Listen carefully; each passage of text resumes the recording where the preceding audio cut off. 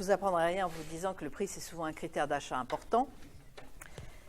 Alors, il faut penser que certains consommateurs prennent en compte, outre le prix, tout un ensemble d'éléments qu'on peut anticiper quand on achète un projet, qui est les coûts de fonctionnement, les coûts d'entretien, de maintenance, pour une automobile, la valeur à la revente d'occasion, et éventuellement des aspects fiscaux.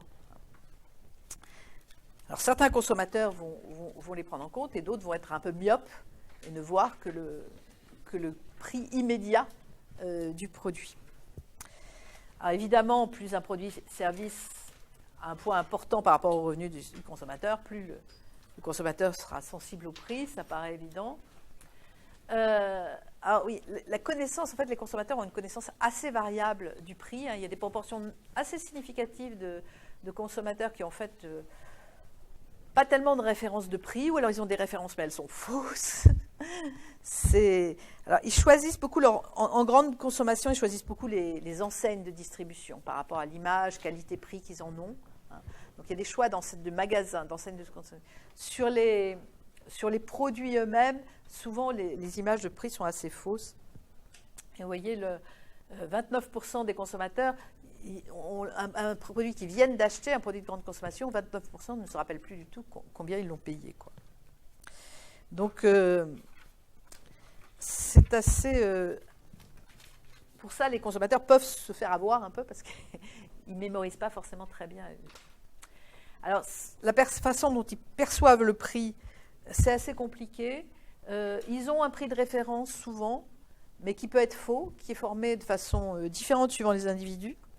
Et puis, ils vont juger, ils vont confronter ce prix à l'utilité de ce produit relativement aux alternatives qu'ils ont, aux autres produits concurrents ou aux alternatives.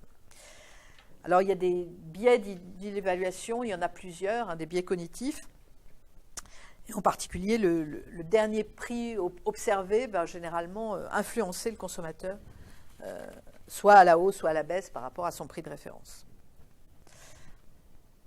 Alors, le prix de référence que le consommateur a en tête, si le consommateur est habitué à acheter une marque, ça va plutôt être le prix du produit de cette marque qui va lui servir de produit de référence. Et le contexte d'achat va jouer. Par exemple, on a fait une expérience, on a mis des gens sur une plage, et puis un ami part acheter des bières. Et dans un cas, donc pour un groupe, on leur dit qu'il va acheter les bières à la petite épicerie du coin, et puis dans un autre groupe, on dit bon, il va acheter des bières au grand hôtel de luxe là, qui est derrière la plage. Et le second groupe, et à chaque groupe, on leur demande combien ils sont prêts à payer la bière. Et le second groupe, où on leur dit qu'on a été acheter la bière, la même bière à l'hôtel de luxe, est prêt à payer 2 fois plus. Enfin, son consentement à payer là, a été doublé par le simple évocation du fait qu'on allait l'acheter dans un hôtel de luxe.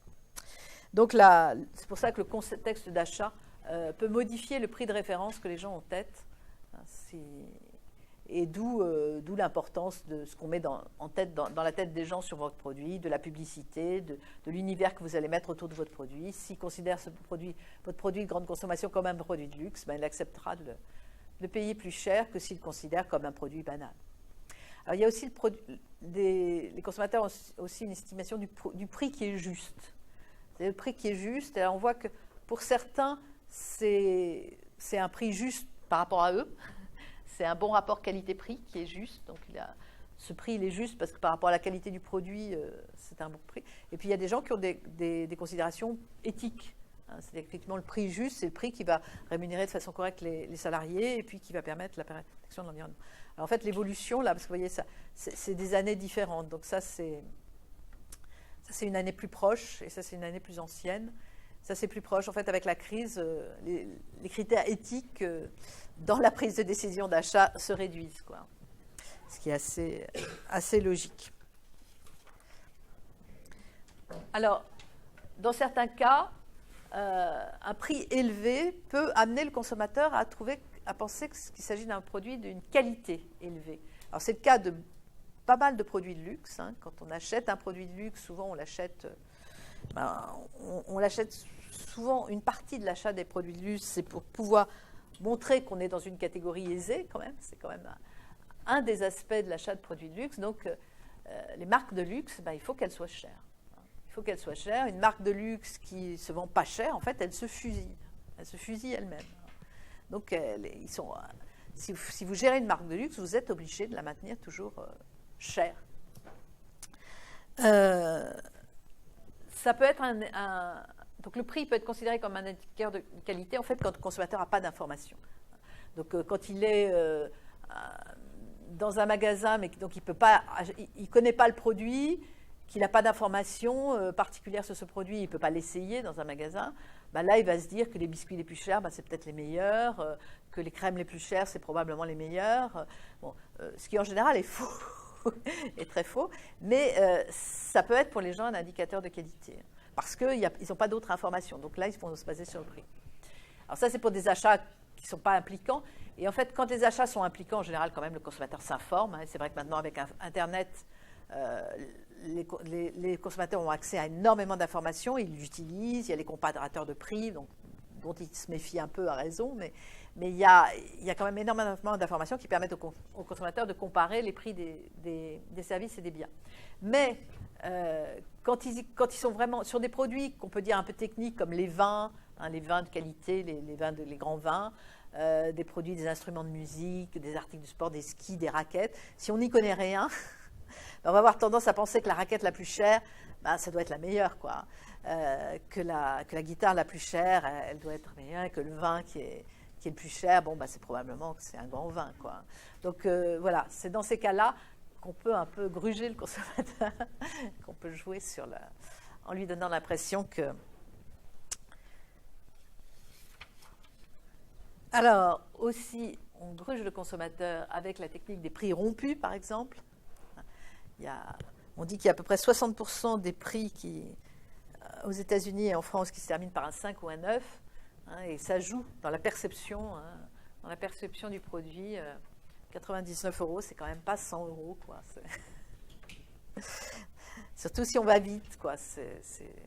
L'esprit, quand on fait les courses, c'est très routinier, donc ce genre de choses joue parce que quand on fait les courses, le consommateur est dans les routines, donc il ne passe pas son temps à regarder de façon approfondie chaque étiquette, parce que sinon les courses dureraient vraiment trop longtemps, et chaque packaging. Du coup, ce genre de choses peut avoir un effet. Les prix barrés aussi, alors en France, c'est très réglementé, on n'a pas le droit de barrer un prix qui serait n'importe lequel. Aux États-Unis, c'est beaucoup moins réglementé, mais en France, je ne sais pas si ça n'a pas changé, mais en tout cas, c'était celui des 3 semaines qui précédaient la promotion. Donc vous êtes obligé de barrer un prix qui soit le prix moyen des 3 semaines précédant la promotion. Alors ça a peut-être un peu changé, je ne sais pas si la réglementation des soldes n'a pas changé, mais en tout cas c'est réglementé. En France, on ne peut pas vous barrer un prix qui n'a rien à voir avec la réalité passée, tandis que dans d'autres pays, si. Il faut pas s'y fier. Alors le seuil de baisse, les consommateurs, s'ils vont faire un rabais, ne vont être sensibles à un rabais que s'il représente à peu près 10% de la valeur du produit. À moins de 10%, on va considérer qu'on ne vous a pas vraiment fait un rabais. Donc, si vous voulez donner l'impression aux consommateurs que vous baissez les prix, il faut que ce soit de plus de 10%. Donc, vous allez créer une start-up demain, ou créer une innovation aussi, créer un produit ou un service nouveau. Comment vous allez vous y prendre? Qu'est-ce qu'il faut prendre en compte comme critère pour fixer le prix? Oui. La concurrence, effectivement. Ça va un peu dans le même sens, il faut déterminer Oui, c'est pas pareil, vous avez raison, mais c'est à prendre en compte aussi.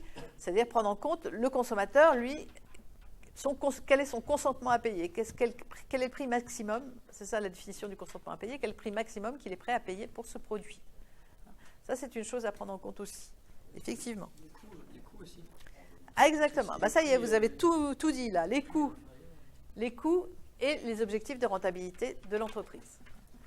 Suivant les secteurs, suivant les entreprises, les objectifs de marge ne vont pas être les mêmes.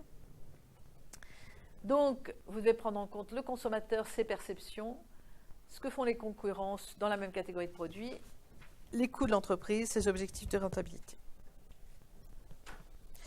Alors, il faudra aussi que le prix du produit soit cohérent avec les autres éléments du marketing mixte, c'est-à-dire le produit lui-même, comment on le communique, argumentaire, son réseau de distribution. Tout ça, ça doit être cohérent ensemble. Et si vous mettez un produit très cher dans un réseau de distribution très banal, ce n'est pas forcément une bonne idée. Ça va faire percevoir le produit comme moins luxueux ou moins performant.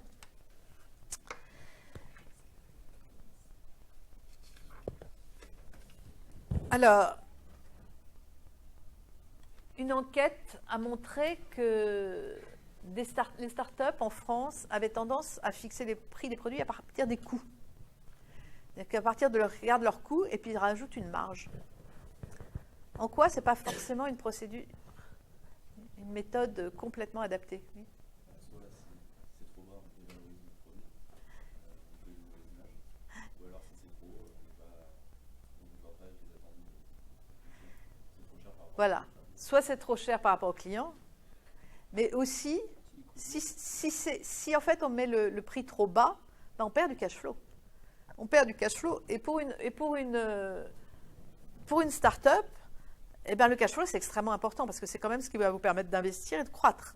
Quand vous êtes une start-up, vous êtes petit, il faut viser la croissance. Donc il faut faire attention. Il faut faire attention à ne pas fixer des prix trop bas. Donc vous regardez vos coûts, évidemment, il faut que ce soit supérieur à vos coûts.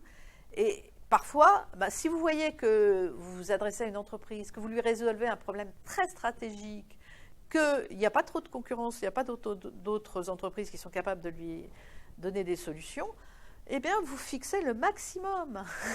Vous fixez le maximum, surtout si c'est un grand groupe qui est très riche, très rentable. Vous avez tout à fait intérêt. Et c'est important que vous le fassiez pour que votre entreprise, elle puisse croître.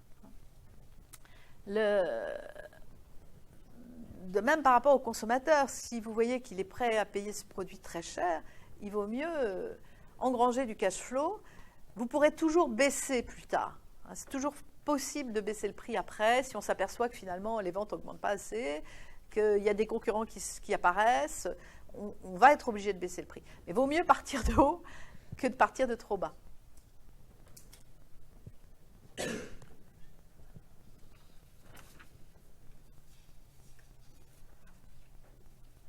On dit que alors je n'ai pas fait d'études si c'était vrai, mais que les groupes allemands, par exemple, ont une relation à leur environnement de PME, sous-traitantes ou fournisseurs, qui est beaucoup plus respectueuse de la survie de leurs fournisseurs et de leurs sous-traitants que les groupes français. Bon, je n'ai pas étudié la question, mais ça peut expliquer aussi, ça peut favoriser le fait qu'il y a beaucoup de PME en Allemagne qui se développent, qui va depuis très longtemps. Ils ont un modèle, en tout cas, où les groupes s'appuient sur les PME, et c'est des relations beaucoup plus partenariales il semble, d'après les études que j'ai pu lire, qu'en France, où les services achats souvent sont très durs sur les prix avec les PME, en se disant, si celle-là n'est pas rentable et qu'elle fait faillite, je trouverai bien une autre, quoi. Donc ça ne favorise pas, disons, la croissance d'un écosystème de PME qui soit, qui soit en bonne santé, quoi. Alors, il y a des méthodes pour étudier le consentement à payer des consommateurs. Alors, d'abord, l'estimation du prix psychologique. Alors là, on considère que c'est des méthodes qui vont permettre d'évaluer le prix de référence du consommateur. Le prix de référence interne, le prix de référence que le consommateur a en tête. Donc là, c'est des méthodes très simples. Et puis, on verra une méthode, la seconde, l'analyse conjointe, qui est plus élaborée. Pour l'utiliser, il y a des conditions pour pouvoir l'utiliser, mais elle va plus loin, quoi. Alors, la première méthode, donc, c'est pour évaluer le prix de référence, le prix psychologique. C'est sur des échantillons de 100 à 500 personnes. Donc, effectivement, on va évidemment présenter un descriptif du produit, une maquette ou le produit lui-même, si on l'a. Et puis, on pose deux questions en demandant si le produit est vendu en proposant un prix, en demandant en fait à quel prix ce serait pas possible, quoi. À quel prix ce serait vraiment excessif, et en dessous de quel prix, en fait, pour le consommateur, ça voudrait dire que le produit est de mauvaise qualité, parce qu'il y a aussi ça, un produit trop peu cher, souvent le consommateur s'interroge sur sa qualité, et a raison d'ailleurs, parce que c'est vrai que si un produit est trop peu cher, généralement c'est qu'on l'a fait avec des matières premières qui ne sont pas de très bonne qualité. Donc voilà, donc ça c'est une manière de savoir, disons, l'échelle dans laquelle on peut, ça vous donne une échelle à l'intérieur de laquelle vous pouvez positionner votre prix. Une échelle qui est considérée comme acceptable par le consommateur. Alors, une autre approche est celle que je vous fais suivre dans les entretiens qualitatifs, c'est-à-dire là on propose des niveaux de prix au consommateur et puis on lui demande s'il achèterait ou s'il considère que c'est trop cher ou que c'est trop bon marché. Donc là aussi, ces deux types d'enquêtes, ça permet d'orienter, parfois de repositionner, parfois on a besoin de repositionner en prix, en produit, parce que le marché a changé, les produits concurrents aussi. Donc parfois, il faut faire ce type d'enquête pour repositionner un produit du point de vue de son prix. Mais ça peut aussi servir à fixer le prix d'un produit nouveau. Alors, il faut savoir que ce type d'enquête surestime les ventes. Parce qu'en fait, l'enquêté, là, il n'est pas du tout dans la situation réelle, dans la mesure où ce qui manque, c'est les produits concurrents. Donc là, l'enquêté est dans une situation où on lui demande, il ne voit que le produit, et on lui demande s'il l'achèterait ou ne l'achèterait pas à tel prix, alors que dans la réalité, le consommateur, d'une part, sur les linéaires, il y a les produits concurrents, il les voit, et donc il ne va pas avoir le même rapport au prix. Donc il faut considérer que ça surestime plutôt les réponses positives, et ça va vous fixer un prix qui sera un petit peu élevé par rapport au prix réel. Mais bon, ça vous donne déjà une indication quand même.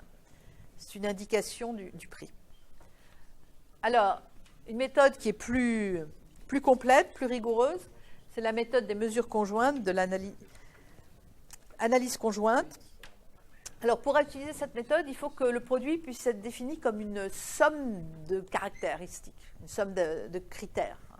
Donc, pour un produit alimentaire, je pense que c'est difficile parce qu'il faut il faut aussi que ces critères soient indépendants les uns des autres. Donc, il faut pouvoir définir le produit comme une somme de critères qui soient indépendants les uns des autres. Alors, pour un produit agroalimentaire, c'est compliqué parce que, bon, à part l'emballage et le produit, là, on peut différencier les deux. Mais en alimentaire, la texture, par exemple, va faire que vous ressentirez plus ou moins l'intensité des arômes, que la représentation, que la pub, les représentations que vous avez vont influencer sur les qualités organoleptiques que vous allez attribuer au produit. Donc vous voyez qu'il y a plein de choses qui dépendent les unes des autres. Et par exemple, vous pouvez aimer l'arôme chocolat dans une crème et pas du tout l'aimer dans un biscuit croquant. Donc vous voyez, le même arôme, vous allez l'aimer ou pas l'aimer suivant la texture dans laquelle il est, la matrice dans laquelle il est. Donc pour un produit alimentaire, les différents critères sont quand même il y a beaucoup d'interdépendance entre les différents critères. Bon, d'autres, là on va prendre des cas automobiles, vous verrez qu'il y a... Donc, au départ de cette méthode, il faut d'abord identifier quels critères sont importants pour le client. C'est très important, cette étude préalable est très très importante, parce que si on oublie un critère, et bien après la méthode derrière, un critère qui est important pour le consommateur, la méthode derrière ne va pas fonctionner. Donc, il faut bien avoir identifié des attributs qui sont très importants pour le consommateur. Il faudra faire l'étude auprès de gens qui sont intéressés par le produit concerné, qui ont manifesté parce qu'ils cherchent de l'information sur le produit ou qui ont manifesté un intérêt pour ce type de méthode. Alors l'intérêt de la méthode, c'est que dans cette méthode, on ne se focalise pas sur le prix. Le prix est un attribut parmi les autres. C'est un critère parmi les autres. Tandis que dans les premières méthodes, vous voyez, on focalise le consommateur sur le prix. Tandis que là, on va avoir tous les critères, dont la marque, dont le prix. Mais ce sera un critère parmi d'autres. Donc, on va demander aux consommateurs de classer des produits. Donc, ça va être des choix successifs de produits 2 à 2 qu'on va faire. Donc, par exemple, là, donc c'est un modèle d'enquête qui aurait été fait dans l'industrie automobile. Donc, on a fait une enquête qui nous indique que pour choisir une automobile, les consommateurs prennent en compte la marque, la puissance, la consommation d'essence, le respect des normes environnementales et le prix. Donc là, on aurait un nouveau modèle, c'est un peu pédagogique comme exemple, mais on aurait un nouveau modèle d'automobile qu'on souhaite concevoir, un nouveau modèle d'automobile, qui sera sous la marque Sicile, et puis on va avoir BMW à côté, et puis on va avoir Toyota à côté, Donc on a les marques, et puis donc des attributs de marque, différents niveaux de puissance, différents niveaux de consommation d'essence par litre au 100, le respect des normes de l'environnement et le prix. Donc on va construire, donc on présente à l'enquêté entre 10 et 20 écrans de choix. Chaque fois, il va choisir entre deux produits reconstitués, qui sont en fait des paniers. Les produits, en fait, c'est des paniers de modalités d'attributs. Et c'est assez puissant à faire parce que 10 à 20 écrans de choix, l'enquêteur, il se promène avec son ordinateur portable et il montre les écrans de choix ou avec sa tablette. Il montre facilement 10 à 20 écrans de choix, ça va assez vite, hein, ça peut aller assez vite. Donc on peut faire pas mal d'enquêtés comme ça. Et vous voyez que si vous en faites 100 sans enquêter, vous avez tout de suite 10 écrans de choix sans enquêter, vous avez tout de suite 1000 choix. Donc en fait, ça va assez vite, parce qu'après, on va construire des régressions derrière. Donc voilà un exemple d'écran de choix. Donc on lui propose ça, donc une 16 qui aurait le respect minimal de l'environnement, 16 litres au 100, 150 chevaux, 3 000 € face à Toyota, Qu'est-ce que vous préférez? Ah, ben je préfère celui-là. Donc parfois, c'est des notes, parfois c'est juste binaire, je préfère ou je... Et on va en avoir comme ça. Donc on fait un autre écran de choix. Donc là, la 16, elle est très au-dessus des normes. Elle fait 30 000 €. Et la BMW, elle est au-dessus des normes, mais elle a 35 000 €. Donc voilà, alors là, qu'est-ce que vous préférez? Et donc on fait comme ça des écrans de choix successifs. Et dans certains logiciels, en fait, l'ordinateur peut lui-même intégrer les choix qu'a fait, les choix précédents de l'enquêté. Et du coup, commencer à voir, il y a certaines choses qui commencent à se fixer, donc il va présenter un écran de choix qui correspond à ce qu'on a besoin sur lesquels on n'a pas encore d'informations, donc faire varier des modalités sur lesquelles on n'a pas encore, faire varier les modalités sur des critères pour lesquels on n'a pas encore d'informations. Donc de ce point de vue-là, c'est intéressant parce que ça peut prendre une demi-heure à 1 heure par enquêté. Parce que le problème des enquêtes comme ça, c'est que si vous lassez l'enquêté, s'il en a marre, il va commencer à répondre n'importe quoi. S'il répond n'importe quoi, l'enquête est fichue. Donc il ne faut pas trop le lasser. C'est pour ça que vous avez aussi maintenant, sur Internet, c'est assez... On peut faire des enquêtes sur Internet qui coûtent beaucoup moins cher que quand vous êtes obligé de payer des gens qui vont faire du porte-à-porte ou qui vont enquêter dans un local même. Donc sur Internet, c'est assez facile, mais quand on conçoit une enquête sur Internet, eh bien, il faut concevoir que ça ne soit pas trop long, le questionnaire. Il faut concevoir que ce soit assez agréable à faire, un peu amusant, enfin, des choses qui font que l'enquêté sur Internet n'abandonne pas au milieu, et qu'il aille jusqu'au bout, et qu'il ne soit pas trop lassé, donc qu'il donne des réponses pertinentes, quoi. Et sur Internet, c'est sûr qu'il y en a de plus en plus, et on peut recevoir des mails qui vous invitent à aller... sur tel ou tel site, il y a des sites spécialisés où ils vous proposent de répondre à un questionnaire d'enquête. Et en général, quand vous avez répondu à plusieurs questionnaires d'enquête, vous avez un petit cadeau, ou vous avez un voyage, ou un truc comme ça. Donc il y a une manière de fidéliser les consommateurs. Alors ce qu'il y a, c'est qu'il y a des questions filtres au début, parce qu'il ne faut pas que ce soit quelqu'un, un cadre le cadre de la boîte concurrente, ou quelqu'un qui travaille justement dans ce secteur-là, donc qui ne sera pas du tout représentatif. Un type qui travaille dans les logiciels pour tester un logiciel, ça va pas être il ne va pas avoir les perceptions du kidam moyen sur les logiciels. Donc il y a des questions filtres pour s'assurer, c'est ça le problème aussi. Alors ce genre d'enquêtes sont organisées par des sociétés spécialisées, c'est des sociétés d'études de marché qui font ça. Et justement, en général, elles sélectionnent les gens qui vont répondre à l'enquête en fonction du type d'enquête pour qu'ils ne soient pas spécialisés dans ce secteur-là, qu'ils ne travaillent pas chez le concurrent, etc. Qu'ils n'aient pas fait 6 fois les enquêtes sur ce genre de produit, parce qu'il y a aussi des gens qui deviennent accros et qui sont tout le temps, surtout que c'est quand même, il y a des petites gratifications. Donc ça, c'est le travail des sociétés d'études marketing. Voilà. Donc, à chaque choix, l'enquêté fait un compromis, en fait. Il fait un compromis entre ces différents critères. Et donc, à chaque choix, l'enquêté révèle une partie de ses préférences. Et donc, on va avoir une variable expliquée qui est le classement de tous les produits proposés. Donc, en fait, c'est pour chaque consommateur, on va faire une régression.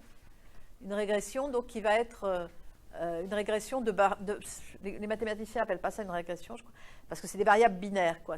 Donc il va y avoir, que ce soit la marque 16, il y aura un coefficient qui sera élevé si le consommateur aime beaucoup cette marque, qui sera faible s'il l'aime pas, enfin s'il est indifférent. Pareil pour si c'est la marque BMW. Donc là c'est des variables binaires. C'est où ce n'est pas la marque W, c'est où ce n'est pas la marque Toyota. Donc on va faire une régression comme ça qui va permettre sur chaque consommateur, et après on fera des moyennes de l'ensemble des consommateurs, ce qui vous permettra d'avoir ce genre de résultat, c'est-à-dire qu'en étudiant ces coefficients, on pourra savoir que en moyenne, dans le choix des consommateurs, là c'est fictif, hein, la marque pèse 30%, la puissance pèse 28%, le prix 20%, la consommation 12% et le respect de l'environnement 10%. Alors on peut voir des choses qui sont assez intéressantes du point de vue de la psychologie du consommateur. Donc ici en fait c'est la valeur perçue, donc c'est l'utilité perçue telle que le consommateur l'a, hein, d'après ses choix, d'après son classement de préférence. Et vous voyez que donc là en fait la marque 16 a une valeur perçue qui est intermédiaire entre BMW et Toyota, hein, et qui vaut 65 points d'utilité de moins que BMW. Alors vous voyez que la puissance, par exemple, ce n'est pas du tout linéaire. Hein.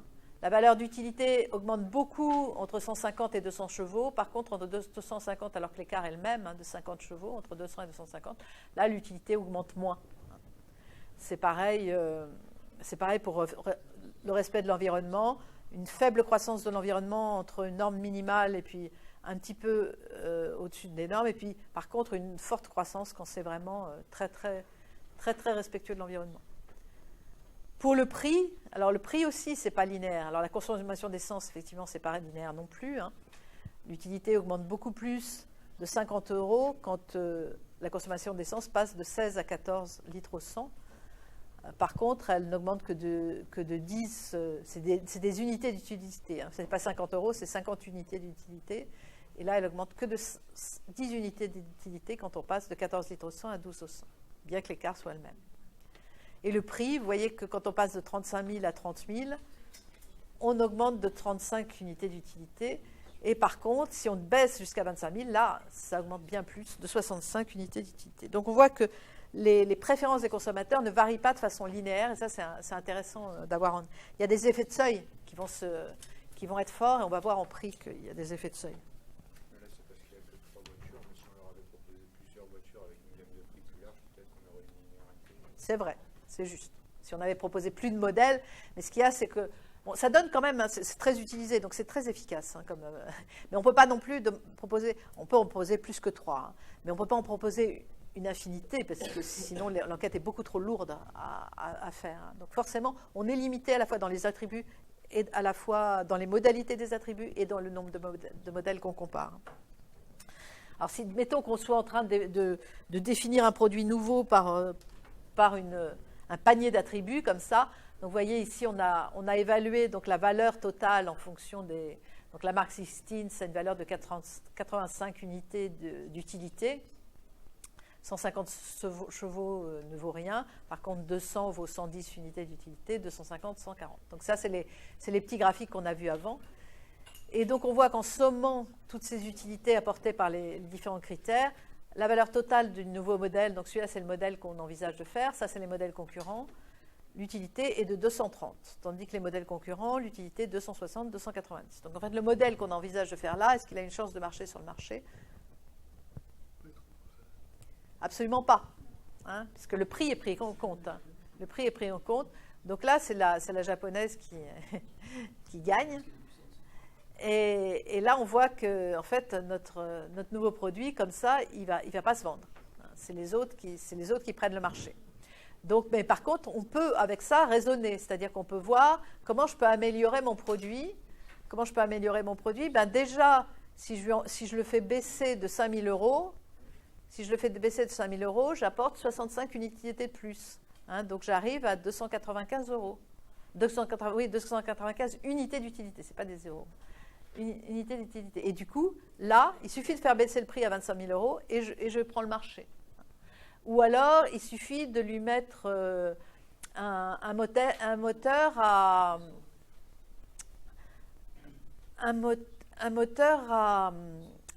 140 chevaux, ou même à 110, ça suffit.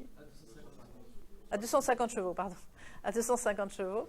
Et là, j'arrive à 370 valeurs d'utilité, à 340 valeurs d'utilité. Le prix va augmenter en conséquence. Oui, il faut qu'il soit indépendant. Un critère, il faut que les critères soient indépendants. Ah c'est l'hypothèse pour la validité de la méthode. Oui, vous aviez une question. Ça, c'est-à-dire qu'en fait, quand on va travailler sur un facteur, ça va influencer sur les autres ici, là, du coup, ça... On peut se mettre dans des conditions telles dans des conditions d'échelle de prix telles que ça ne joue pas.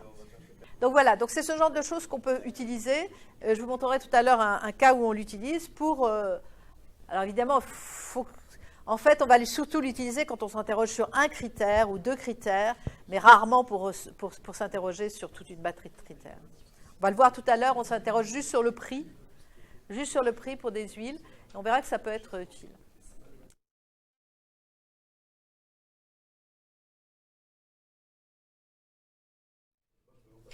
Donc on va commencer sur l'élasticité. Donc vous savez qu'on peut... Donc l'élasticité d'une variable, donc c'est là. De combien varie y en variation relative quand x varie de 1%, et que ça se calcule pour n'importe quoi. Ça peut être là. De combien varie la consommation quand le PIB varie de 1%, de combien varie l'investissement en données macroéconomiques quand le PIB varie de 1%, de combien varie l'offre industrielle sur tel produit quand l'indice des prix des produits, s'il vous plaît. L'indice des prix des produits sur cette catégorie de produits varie de 1%. Donc on peut calculer une élasticité par rapport à des tas de choses différentes. Donc là, on va s'intéresser à l'élasticité de la demande par rapport au prix. Donc, c'est la pente de la courbe, la dérivée en point de la courbe multipliée par le prix sur la quantité en ce point de la courbe. Donc en fait, l'élasticité, elle est définie en chaque point d'une courbe. Ceci dit, on définit aussi des élasticités moyennes en tendance. Là, on verra des élasticités de demande par rapport au prix, mais dans ce cas-là, c'est des moyennes de tendance sur plusieurs mois ou même plusieurs années. On va voir des choses sur plusieurs années. Donc là, ça, c'est une demande qui ne varie pas, quel que soit le prix. Donc elle est... L'élasticité quoi? Elle est nulle. Donc c'est une demande élasticité nulle. Cette demande-là, au-dessus de 4 €, du prix de 4 €, il n'y a pas de demande. En dessous, c'est infini. La demande est infinie. Et à 4 €, la demande est n'importe où. C'est une élasticité infinie. Ah bah oui, pour l'entreprise. Absolument. Absolument, c'est mieux. C'est des cas là un peu irréalistes, c'est des cas limites, c'est des cas très rares. Le terme élastique est un peu bizarre parce que quand on dit élastique, souvent on pense que les gens sont plus élastiques dans le sens où je sais pas, ils veulent flexibles. Voilà. Alors qu'au final, c'est pas du tout ça. Non, c'est pas du tout ça. C'est pas du tout ça.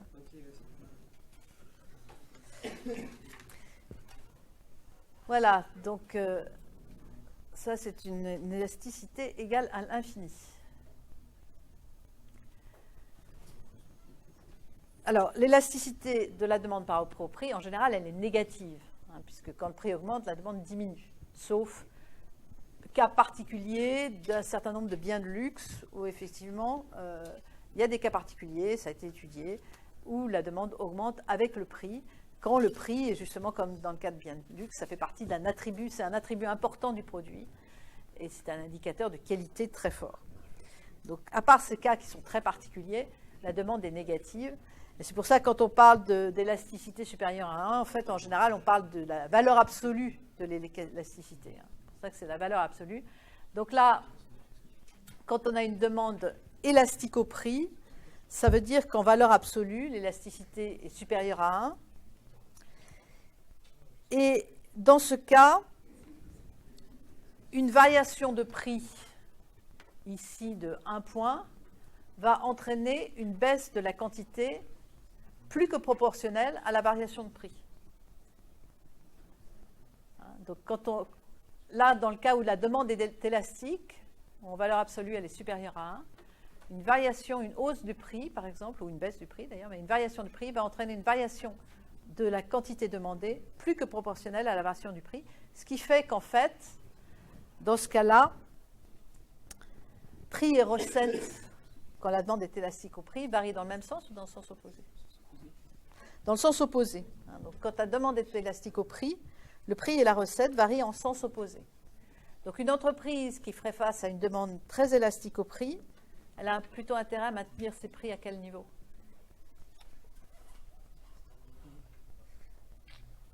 Prix et recettes varient dans le sens opposé. Opposé. Non, regardez, ici votre prix augmente. On passe de 4 € à 5 €.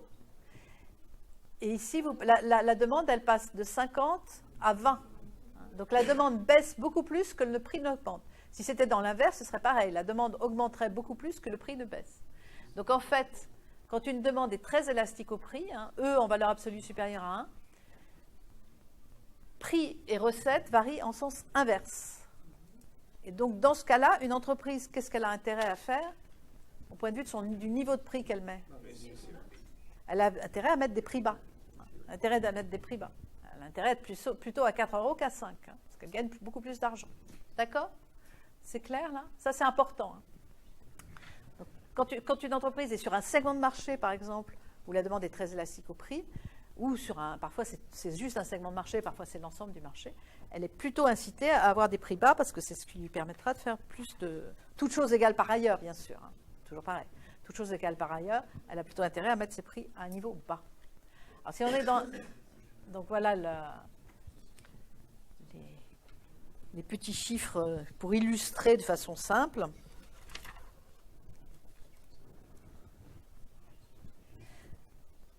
Maintenant, si on passe dans un cas de demande inélastique, donc E en valeur absolue est inférieur à 1 dans ce cas-là.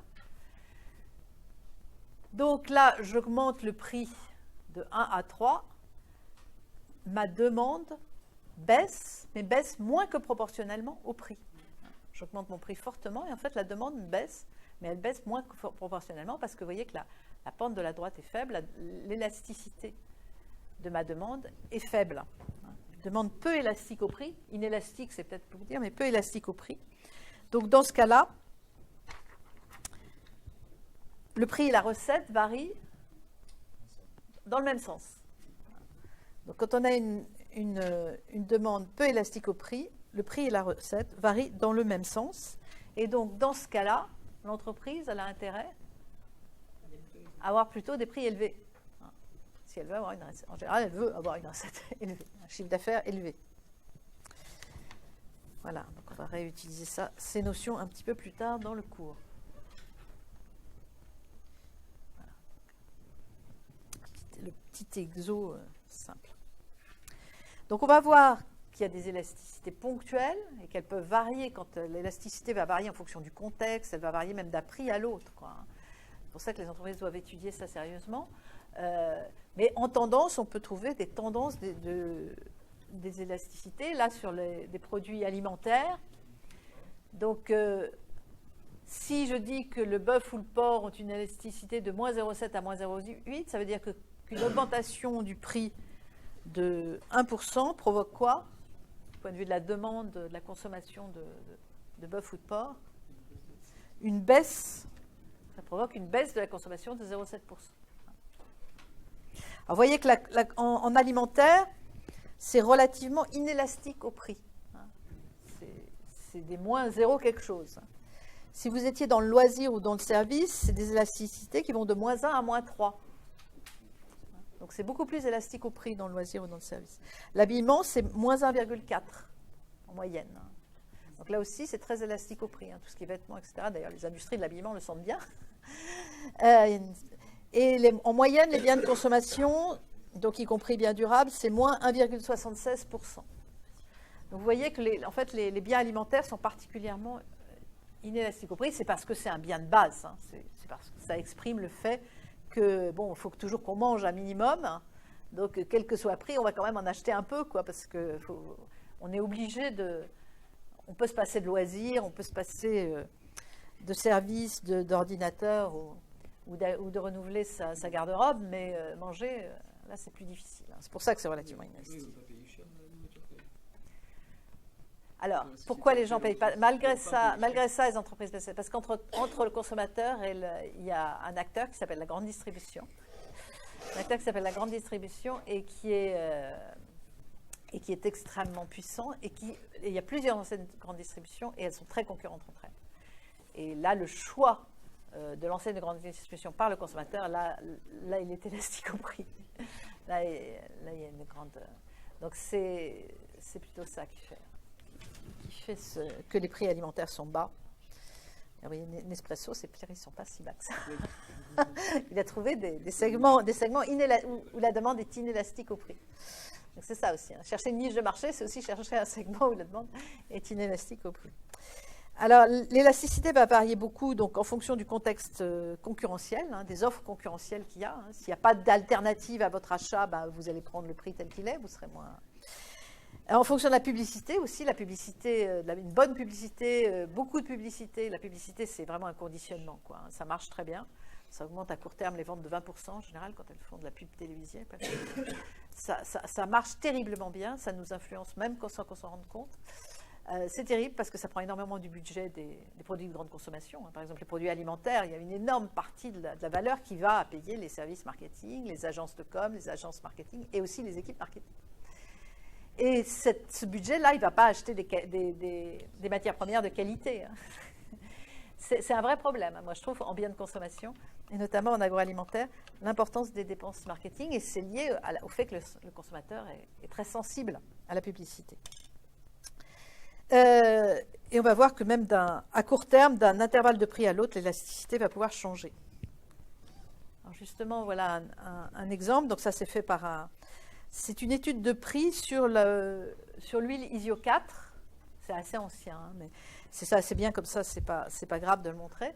C'est une étude de prix sur l'huile Isio 4 qui a été faite il y a très longtemps par une agence d'études marketing avec justement la méthode des analyses conjointes.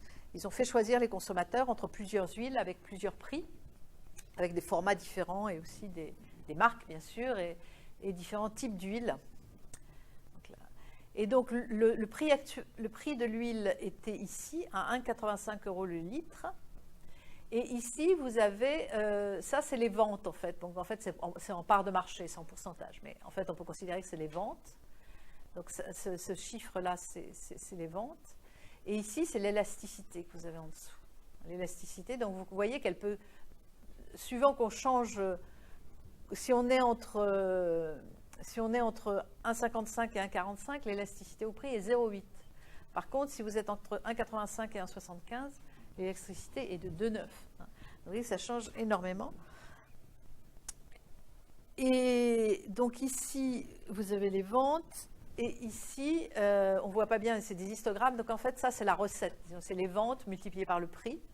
Donc là, vous avez les recettes. Donc le chiffre d'affaires que l'entreprise fait à chaque fois. Donc ça vous permet... Donc ça, c'était une analyse conjointe qui était faite avec 20 écrans de choix sur les huiles et 300 consommateurs. Donc ça, on peut le faire même sur Internet, hein, où on le fait avec des enquêteurs qui se baladent avec leur...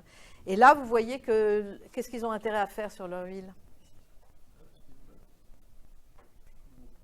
pour augmenter leur chiffre d'affaires. Donc, ils sont là, hein, ils sont à 81-85 €. Ça, c'est la recette. Hein. Donc, ça, c'est là, vous avez les ventes. Donc, effectivement, quand le prix baisse, les ventes augmentent. Quand le prix augmente, le prix baisse. Mais il ne baisse pas toujours au même rythme, il n'augmente pas toujours au même rythme. Et là, vous avez donc la multiplication entre les ventes et le prix. Donc, ça, c'est la recette. Donc, c'est des histogrammes. En fait, vous les voyez mal, mais c'est des histogrammes qui arrivent ici. Donc, où est-ce qu'ils ont la recette maximum? À 1,55. Voilà, en fait, ils ont intérêt, ce qu'on voit là, c'est qu'ils ont intérêt à baisser leur prix. Ils gagneront plus d'argent s'ils baissent leur prix.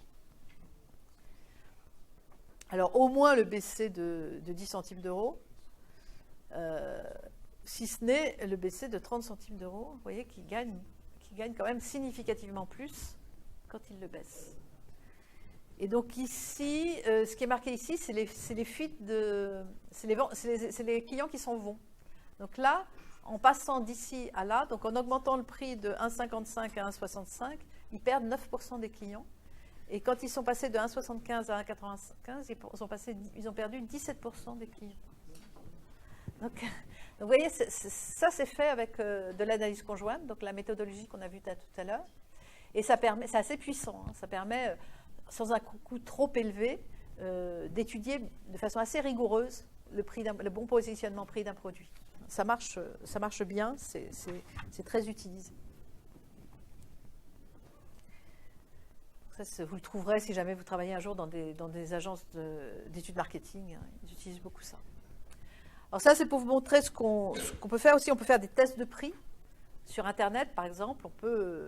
Sur Internet, c'est assez facile de changer de prix et de voir combien on a d'acheteurs suivant le prix qu'on met. Et donc, on peut voir la part de marché à chaque fois et calculer l'élasticité. Et ça peut se faire aussi dans un magasin fictif. Hein, on se met dans une rue, on loue une boutique et puis on transporte cette boutique, on met des linéaires en magasin fictif. On donne à des gens qui passent, ou alors on sélectionne, mais on peut aussi donner à des passants qui viennent. On leur donne une certaine somme d'argent, puis on leur donne une liste de courses en général. Et dans cette liste de courses, il y a le produit qu'on veut étudier. Et sur le linéaire, on peut avoir mis le produit, par exemple, avec différents packaging, pour tester un packaging. On peut avoir mis à différents prix. On peut le mettre avec différents environnements concurrentiels aussi, différents types de produits concurrents autour. Et on voit comment le consommateur alloue la somme qu'on lui a donnée à ses achats. Et puis, à la fin, on peut le débriefer, on peut lui demander, là, pourquoi vous ne l'avez pas acheté, ce produit-là? Vous ne l'avez pas vu? L'autre vous a paru plus intéressant, il était trop cher, etc. Voilà, donc c'est ce genre de choses qui peut se faire. Les tests de prix donc, peuvent se faire sur Internet. Là, c'est bien parce que c'est beaucoup moins cher.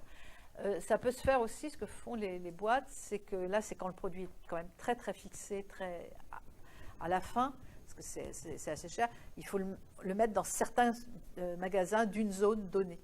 On appelle ça un scannel. On va le mettre dans des vrais super et hypermarchés et on va regarder ce qui se passe. Et on peut même tester de la pub comme ça. On fait passer de la pub sur le RFR3 régional qui va toucher les gens de cette région-là. Alors ce qu'il y a, c'est qu'il faut qu'on produise à échelle industrielle dans ce cas-là, et dans la qualité sanitaire qui sera celle du produit final. Hein. Donc ça demande, ça teste aussi toute la chaîne industrielle et toute la chaîne logistique. Hein. Parce que là, c'est l'essai en vraie grandeur pour tout le monde. Et on peut, généralement c'est 3 mois, on peut tester un produit à plusieurs prix. Par exemple, pendant 3 mois, on enregistre les ventes et on voit, on peut comme ça voir ce qui est le plus efficace. Alors ce qu'il y a, c'est qu'en général, ils le font tous dans une zone qui est autour de Sens, parce que c'est censé être une zone où la population est à peu près représentative de la population française. Donc si vous voulez savoir quels produits sont dans les starting blocks, les nouveaux produits qui vont sortir, vous allez regarder sur les linéaires de cette région-là et vous allez repérer tous les nouveaux produits qui vont sortir bientôt. Donc finalement, ils vont tous voir dans leur catégorie de produits quels vont être les prochains. Donc il y a un problème de confidentialité. Donc il faut être, en fait, ils le font quand ils sont vraiment bien sûrs du produit. Alors ça, c'est des données historiques. Ça, c'est l'enregistrement aux caisses du supermarché. Donc on peut savoir, on enregistre les caisses et là-dessus, comme vous avez ça et les produits. Alors évidemment, ce que c'est que ce genre de données, les hyper et les supermarchés les font payer aux fabricants. Hein. On ne les donne pas gratuitement. Mais ça permet d'élaborer la courbe de demande de son produit en fonction du prix. De façon... Alors on va voir maintenant les stratégies de prix. On va voir 2 stratégies principales, 3 stratégies principales de prix. Alors, il y a d'abord la stratégie d'écrémage. On met le prix à un prix cher. Donc, on met le produit à un prix élevé. Et là, donc, on espère capter tous les gens qui ont du pouvoir d'achat et qui ont très envie de ce produit nouveau. Donc, en général, par exemple, pour les tablettes, pour les envois tablettes, les CSP++ peuvent avoir payé assez cher un produit parce qu'il est le dernier qui vient de sortir. Donc, ils payent cher parce qu'ils auront le produit high-tech dont tout le monde parle, etc. Alors, quand est-ce qu'on peut choisir cette stratégie-là? Pardon? Quand on a une marque forte, oui, effectivement. Quand on a une marque forte, pourquoi?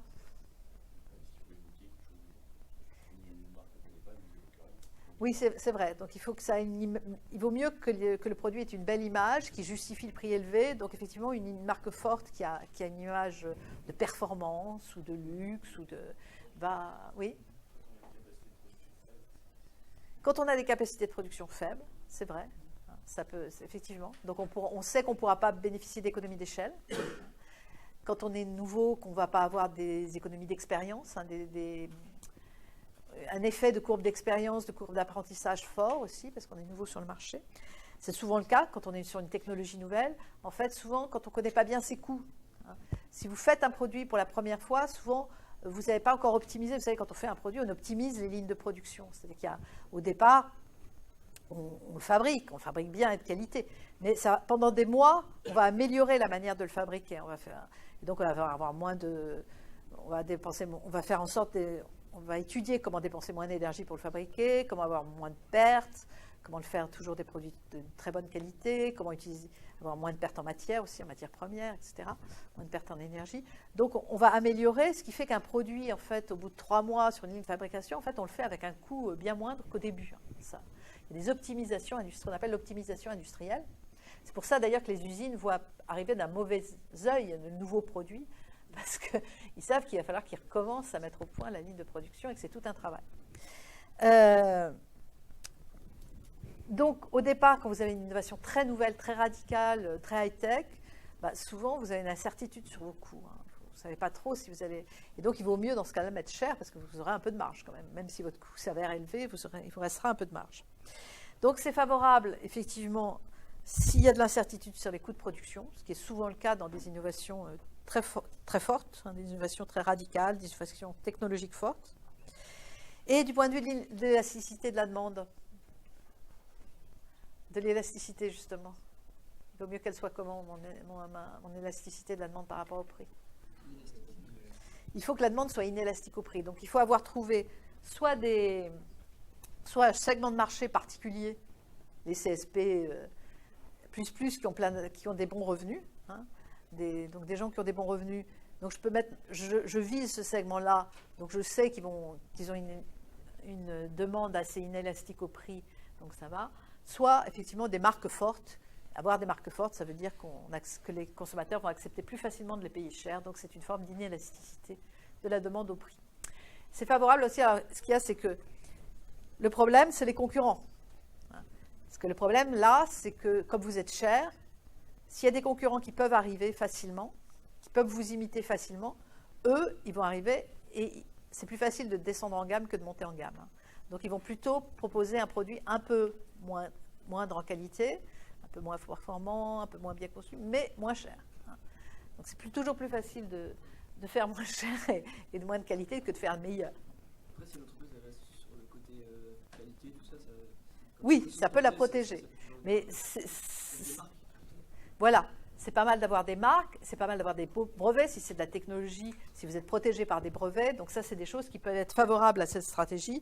Si vous êtes protégé par un savoir-faire excellent, que vous savez garder secret et que les autres vont avoir du mal à avoir, si vous êtes protégé par des marques, si vous êtes protégé par des brevets, ou si vous êtes protégé par de l'exclusivité avec un fournisseur d'un composant particulier, d'un ingrédient particulier, c'est Ferrero avec les noisettes, quoi. C'est approprié toutes les noisettes qui ont un goût particulier, qui donnent un goût particulier au Nutella. c'est lui qui a le propriétaire de la variété, et dans ce cas-là, ça fait une barrière. Donc si vous avez de l'exclusivité, en général, souvent les grands groupes peuvent créer des contrats d'exclusivité avec un fournisseur pour un équipement qui leur permet de faire le produit, ou pour un composant, ou pour un ingrédient. Alors, c'est relativement peu risqué parce que vous avez tout de suite des marges élevées. Donc, vous gagnez tout de suite du cash flow. Alors, vous n'allez peut-être pas devenir conquérir le monde entier parce que vous êtes un peu cher, mais au moins, vous gagnez de l'argent. Si vous êtes une start-up, ça porte. Voilà, un premier cash flow. Alors évidemment, bon, la publicité, si vous faites beaucoup de pubs, les ventes vont augmenter plus vite que si vous n'en faites pas. Mais la publicité va vous manger de la marge, c'est sûr aussi. Alors, une stratégie de pénétration, par contre, là, on met les prix à un niveau bas, on a une marge unitaire faible, et on va espérer que la demande augmente. Mais au début, vous mettez les prix bas, vous ne savez pas. Donc, en fait, c'est une stratégie nettement plus risquée, parce que vous espérez la croissance de la demande, parce que vous pourrez être rentable avec une marge unitaire faible, vous ne pourrez être rentable que si vous avez du volume. Le volume, vous pouvez espérer qu'il arrive, mais au début, il n'est pas là. Donc, c'est une stratégie qui, au début, peut-être vous allez être en perte. Vous pouvez être en perte au début. Alors, du point de vue de mon élasticité de la demande, c'est à choisir dans quel cas. Il faut que la demande soit élastique au prix, ou qu'au moins vous ayez trouvé des segments de marché où la demande est très élastique au prix. Il vaut mieux aussi que les coûts soient élastiques au volume, on va dire, c'est-à-dire qu'il puisse y avoir des effets d'expérience et des effets d'économie d'échelle. Que ce soit un type de produit où il y a des effets d'économie d'échelle et des effets d'expérience, il faut que vous-même vous fassiez vite des progrès dans la production pour apprendre à réduire les coûts, qu'on optimise très vite les coûts. Donc il faut avoir, en fait, avoir du courage, avoir une vision à long terme, croire à son produit et décider, je vais prendre le marché, je vais prendre tout le marché, et je vais prendre une avance telle, avec mes économies d'échelle, avec mes effets d'expérience, je vais tellement progresser, je vais tellement arriver à réduire mes coûts, que les concurrents, eh ben, je vais les laisser sur place. Ils n'oseront même pas venir. Pardon ? Toutes les LDD, elles font ça ? Oui, c'est ça, toutes les marques de distributeurs. Oui, c'est ça. Mais les marques de distributeurs, elles n'ont pas le coût des marques. C'est ça qui fait qu'elles sont moins chères. Et elles sont en général fabriquées, parfois par des grands groupes qui se concurrencent eux-mêmes, parce qu'ils ont des grandes usines, et que donc ils sont obligés de les faire tourner, parce que sinon c'est des coûts fixes qui peuvent les mettre en perte. Donc en fait, les grands groupes se concurrencent eux-mêmes en faisant des MDD, parce qu'ils n'ont pas anticipé. On fait des usines trop grandes, et donc ils sont obligés de faire tourner à plein leur ligne de production. Sinon. Et parfois, c'est exactement le même produit. Ou alors parfois, c'est la présentation du produit qui diffère.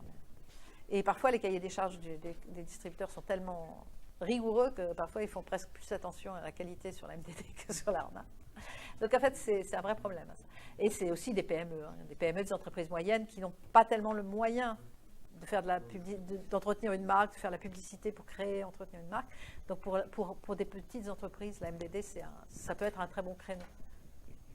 Mais bon, aucune indépendance, ils sont vraiment sous la coupe du distributeur.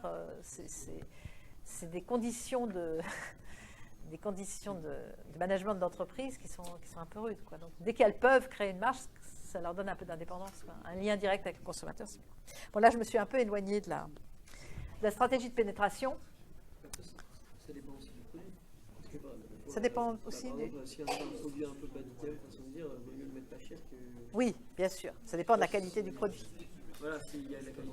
Non, c'est sûr. Si on fait un produit low cost, on va construire un business model. Mais en général, le produit low cost, en fait, c'est tout un business model qui est construit pour réduire les coûts.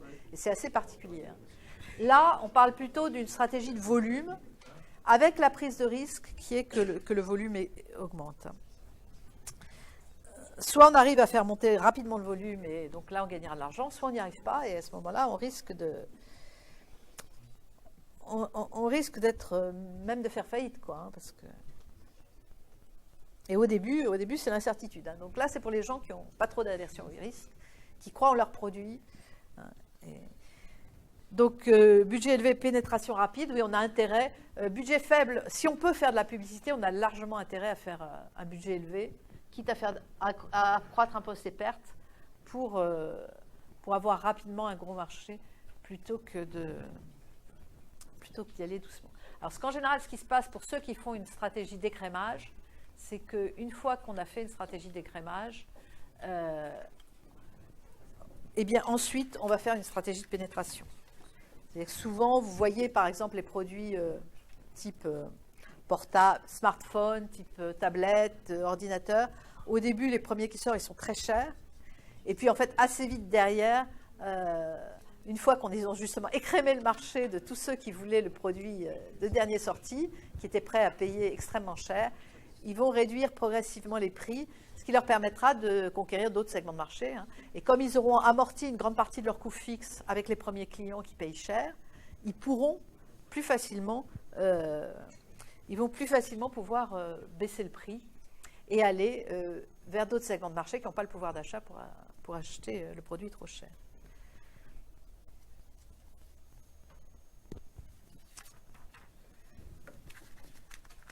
Donc voilà, alors après des stratégies de prix, il y en a. Il peut y en avoir, là, c'est sur les produits, il y a des stratégies de prix différenciées, suivant, vous voyez bien les achats sur Internet, suivant le moment où vous achetez, le prix va être différent, en fonction des capacités, des disponibilités restreintes. Sur Internet, maintenant, si la SNCF, il lui reste des sièges, elle va pouvoir baisser les prix, et puis, par contre, au début, loin du voyage, là, les prix seront élevés. Et quand on verra qu'il reste, ou les compagnies d'aviation, quand on voit qu'il reste des sièges, là, on brade les prix, parce qu'il vaut mieux avoir des gens qui payent même un petit peu que de ne pas en avoir du tout, quoi.